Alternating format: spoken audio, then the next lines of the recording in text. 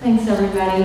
It's really a big deal for us to be showing the film and, getting it out there and having it recognized. So I really appreciate you all coming and just enjoying the film.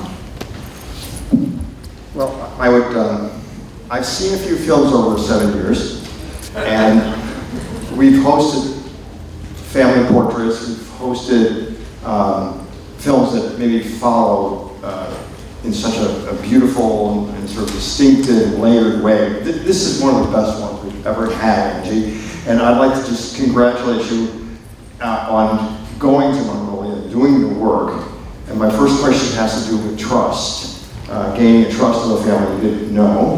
What brought you to this family, and how did they create an opportunity for you to reveal everything about them, honestly, from their aspirations for their daughter to the stresses between the husband and the wife caused by his prolonged absences, but also his dreams of getting her to the next level, something that perhaps he didn't have.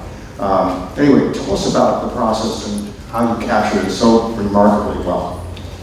Thanks for the compliments on the film. It's hard to say exactly how we did that, but I think we just took a lot of time. So when I decided to go make the film, I was just struck by this idea. I had been introduced to Mongolia through a classmate of mine. I had studied urban planning, and my classmate had done research on Ulaanbaatar and urban planning policies there. So I just really was captured by the image of the contrast of the countryside and an urban environment and what that would look like. And so when I graduated from the urban planning school, I decided to go make the film. And it was just something that as soon as I had the idea, there was just no question that it was going to happen. It was just, that was what the next however many years of my life was going to be. So I moved to Mongolia, and I think part of what helped helped us gain trust was just the amount of time that we took. So I moved to Mongolia without a deadline. And I spent months finding local film enthusiasts to work with. So the producers, the cinematographer, the composer, everyone on the team was Mongolian. We didn't have any funding at first, so everyone volunteered at first, and then we were able to start getting grants when we had some footage and a character.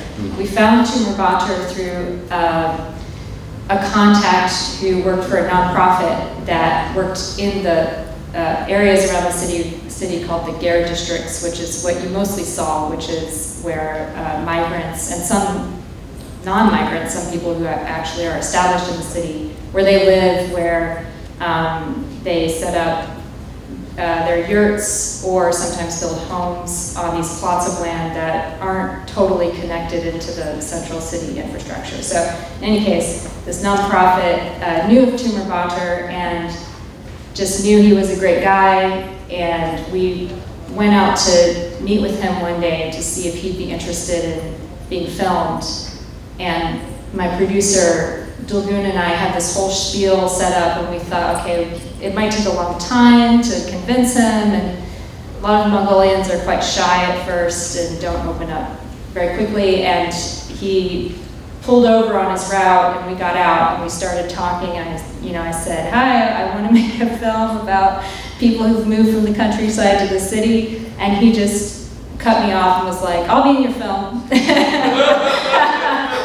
He was ready for the opportunity. And then I think it just took, we filmed with them over several months, and in the beginning, I think that he was trying to put on kind of a face or a front for us to film, but then we slowly were able to gain more of his trust, especially through some of our cinematographers who were Mongolian. So in some ways we got some of the intimate shots because I couldn't speak Mongolian, and so they didn't care what I heard.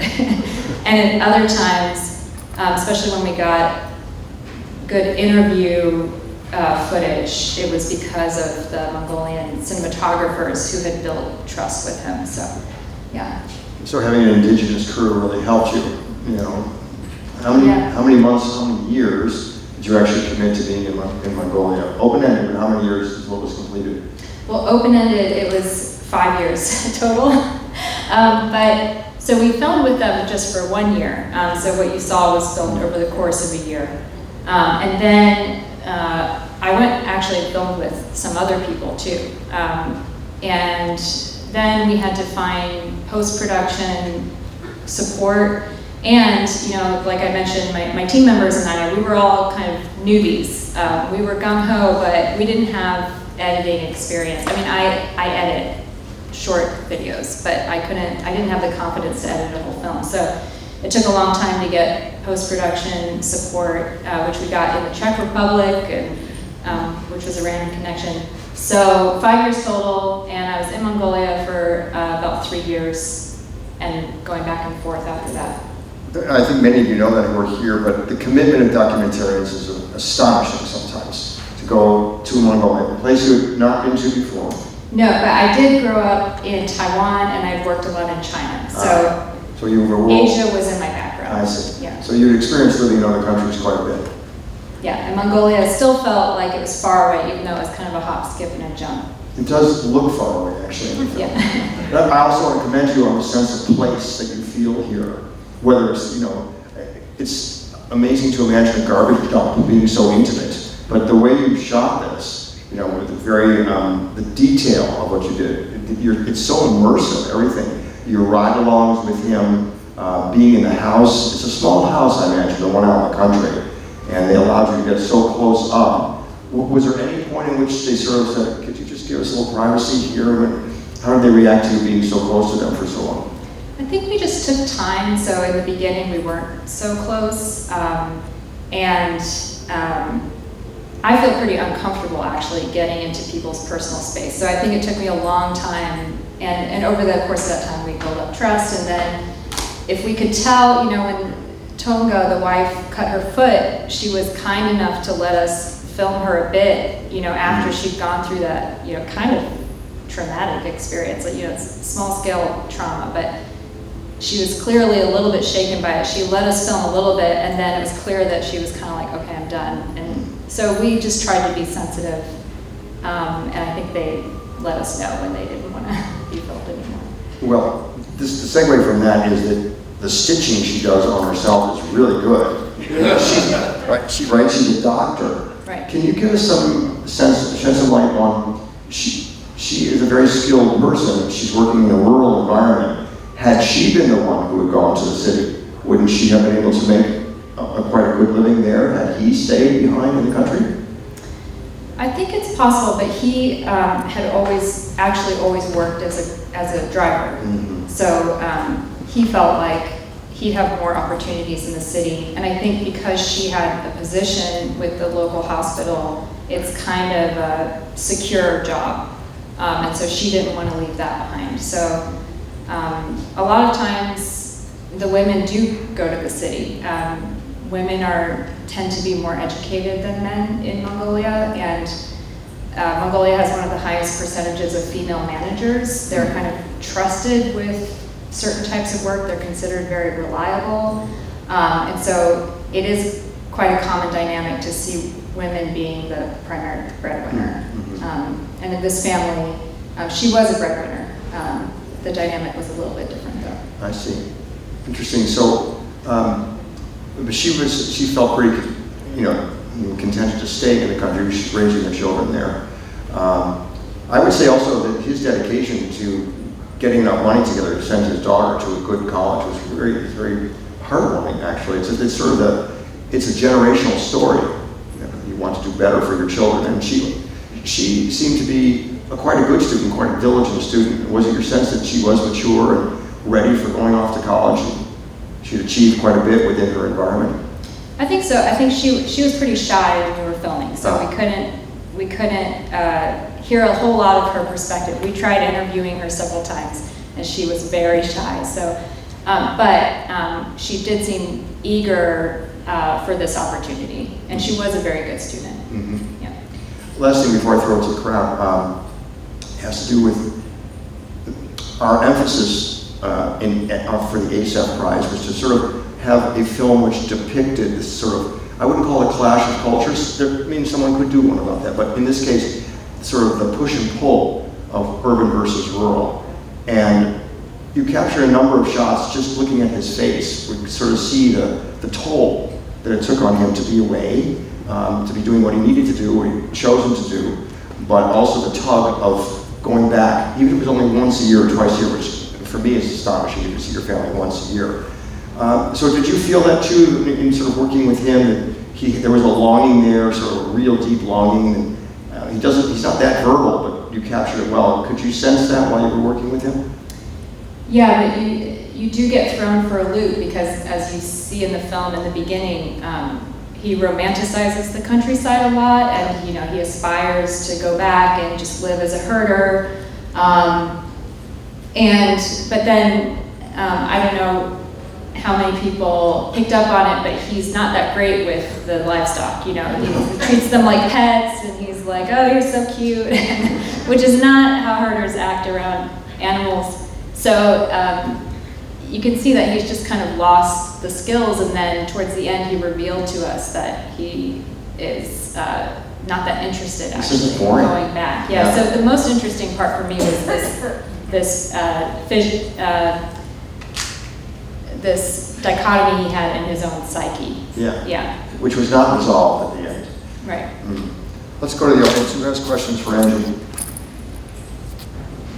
Yeah, I want to pick up on what you just said. How much of his hope for his kid's future, the promises that he makes, like if you study, I'm going to get you a motorcycle, if you keep studying, I'm going to get you into a good college. Was that just him fantasizing, or does he really have the income, maybe from his wife? Was his wife the main breadwinner? Could he actually achieve these promises that he's asked? Or is that maybe just also his individual personality? Well, my understanding is that he actually did buy motorcycles for Bilgoon, his son. Yeah. So when he achieved certain academic, achievements, I believe he and his wife were making about the same amount of income, but the wife had a bit more security with her job, whereas he didn't. But he did make good on those promises. He really wanted them. He wanted to motivate them to do well. Who else? Question for Anji? Yeah, I was curious about the family between now and the daughter's doing well, and when daughter's doing well and she went to school and outside. And I also really loved how in the domestic scenes there was also this tension between the modern and the traditional, the TV and also about how we learned about the traditions through the family rituals. The last scene of, I don't know if they're throwing salt around the car. I love that idea of pouring milk on the tires. I thought, that's a good idea if we go on a big drive. Have some kind of ritual. But I loved how you captured that, the modern, the cars, but also sort of how the traditional traditions are also still alive within that, even changing. Yeah. So the family, Oswald, the daughter, did go to Taiwan. She did very well. She just graduated. She ended up going to business school instead of doing food science, which is what she had planned. And she's back in Mongolia. She started a family, which is very common as well, and not seen as a lot of young women start families and start their careers, and that's just what they do. So she says that she's quite happy. I'm not exactly sure what job she's doing at the moment, but she's graduated and has her degree. Unfortunately, or however you look at it, Tumor Bacher and Tonga have split up. So Tonga is now working in Korea, actually, which is also a common dynamic. That is a common destination for Mongolians to go to find work. So she's gone there to pursue bigger things. And Bilgoon, actually, in spite of what we saw, his sort of cavalier attitude, he actually did become quite a good student in high school. So the last time I checked in on them, he was a junior and on track to graduate and being a very serious student. So that's kind of the update. And yeah, one thing I love about Mongolia is that the traditions are are very much revered and respected. So even though rural migrants, there is a bit of a cultural clash between people living in the city center and rural migrants. In spite of that, overall, the country as a whole really reveres their cultural heritage. And that's just something that you see everywhere, in the city and the countryside in Mongolia. Yeah. We have time for one more question. Go ahead, David.